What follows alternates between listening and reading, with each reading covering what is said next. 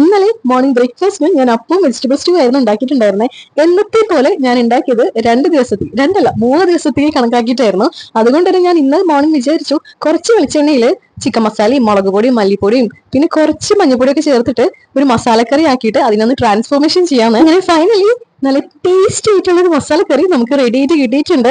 അപ്പൊ നമുക്ക് വേറെ മടുപ്പൊന്നും തോന്നത്തുമില്ല. ഒരു പുതിയ കറി ആയിട്ട് നമുക്ക് ഇന്ന് കഴിക്കുകയും ചെയ്യാം. പിന്നെ എന്റെ മോർണിംഗ് ഡ്രിങ്ക് അവിടെ ഇരുന്ന് തിളച്ചുകൊണ്ടിരിക്കുന്നുണ്ട്. ഞാൻ വിചാരിച്ചു ആ ഒരു സമയം കൊണ്ട് നമുക്ക് പുട്ടിനുള്ള നാളികേരം ചിരകിയെടുക്കാന്ന്. സോ നിങ്ങൾക്ക് മനസ്സിലായി കാണുമെന്ന് വിചാരിക്കുന്നു. ഇന്ന് പുട്ടും പിന്നെ ഈ ഗ്രീൻ പീസ് പൊട്ടറ്റോന്റെ മസാലക്കറിയാണ്. അടിപൊളി കോമ്പിനേഷൻ ആണ്. എനിക്ക് ഭയങ്കര ഇഷ്ടമാണ് കേട്ടോ. അതേപോലെ തന്നെ നല്ല ടേസ്റ്റും ഉണ്ടായിരുന്നു. നാളികേരപ്പാലൊക്കെ ഇന്നലെ ഒഴിച്ചത് കൊണ്ടേ അത് നല്ല കുറുകിയിട്ട് ഇരിക്കുന്നുണ്ടായിരുന്നു.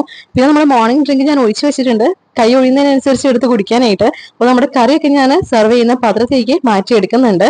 ഈ ഒരു കറി എനിക്ക് പുട്ടിന്റെ കൂടെയും അതേപോലെ നല്ല റവ ഉപ്മാവിന്റെ കൂടെയും കുഴച്ച് കഴിക്കാനായിട്ട് ഭയങ്കര ഇഷ്ടമാണ് കേട്ടോ. എനിക്ക് എന്തോ ഒരു സാറ്റിസ്ഫൈങ് ഫീലിംഗ് ആണ് കേട്ടോ. പിന്നെ അതേപോലെ നമ്മുടെ പുട്ട് റെഡി ആയിട്ടുണ്ട്. നമ്മൾ ഒരു കുറ്റി പുട്ടാണ് ഇവിടെ ഉണ്ടാക്കുക. അത് ഞാൻ അരക്കുറ്റി കട്ട് ചെയ്തിട്ട് രാഹുലേട്ടും അരക്കുറ്റി ഞാനും എടുക്കും കേട്ടോ. അപ്പൊ ഇതാണ് നമ്മുടെ ബ്രേക്ക്ഫാസ്റ്റ്. അപ്പൊ എനിക്കാണെങ്കിൽ ഇങ്ങനെ പുട്ടിന് മേലെ കറി ഇങ്ങനെ ഒഴിച്ച് കുതിർക്കണം, അതാണ് എന്റെ ടേസ്റ്റ്. ഞാൻ ചൂട് പോകുന്നതിന് മുമ്പ് ഞാൻ പോയി കഴിക്കട്ടെ കേട്ടോ. Tata bye bye, see U.